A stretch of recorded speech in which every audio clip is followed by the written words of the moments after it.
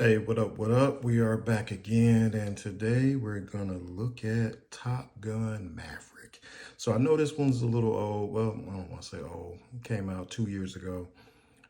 Tom Cruise brought back Top Gun after 30 years and hit it out the park, man. Like for 2022, I think I rated Top Gun my best film of the year. Top Gun Maverick, to me, my opinion, this is strictly my opinion, was a damn near perfect movie. Like to come back with a movie 30 years later, and it is a direct sequel to that one. There's a lot of risk with that to go wrong.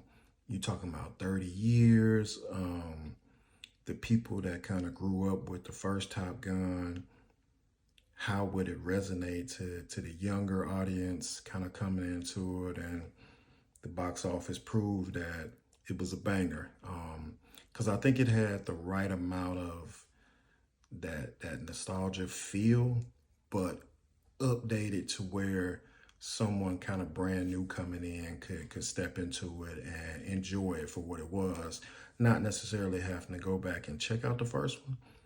It'd be great if you did see the first one, because there's obviously there's ties to it, but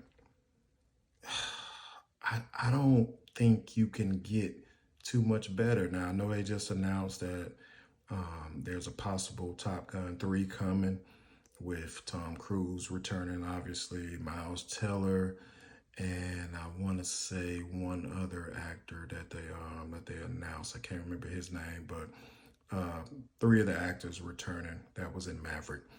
But I think Miles Teller was perfectly cast as Rooster Bradshaw. Again, if you watch the first one, you'll be able to kind of look and be like, "Oh, that was great casting." Um, Great dynamics between him and Tom's character Maverick, based off what happened in the first one.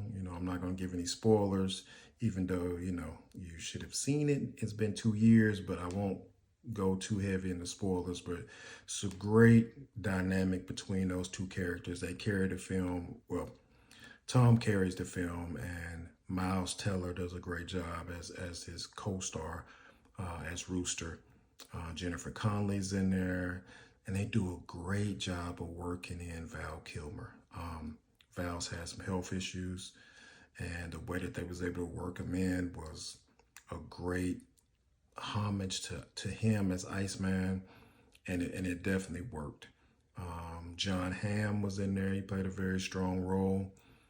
I don't.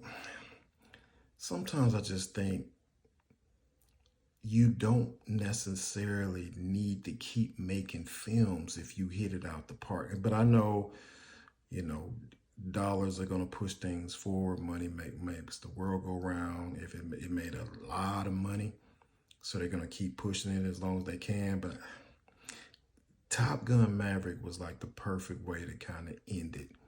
I'm pretty sure, Top Gun 3 will be good, but you're not going to catch that nostalgia again. Like 30 years later with Maverick, like you caught it. It was great timing to put it out, and you had all the fans who was there before, and then new fans like coming with a third one. You're not gonna have that. So, of course, people are gonna go see it, but I'm not sure to be as big as Maverick. Um, Great action. The action was great,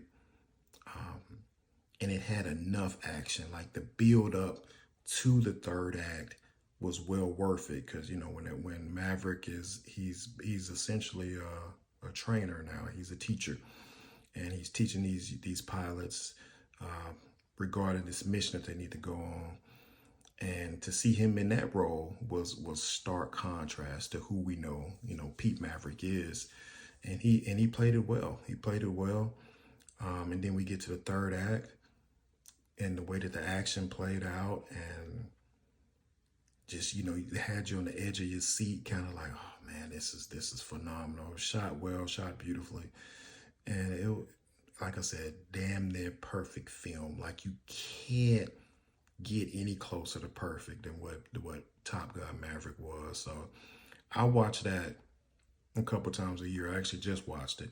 Um, and it still gives me those feels, when I get to, that last mission, you kind of rooting for everybody. And yeah, Top Gun Maverick, very, very, very strong film. And Tom Cruise knocked it out the park, man. So check out Top Gun Maverick when you get a chance.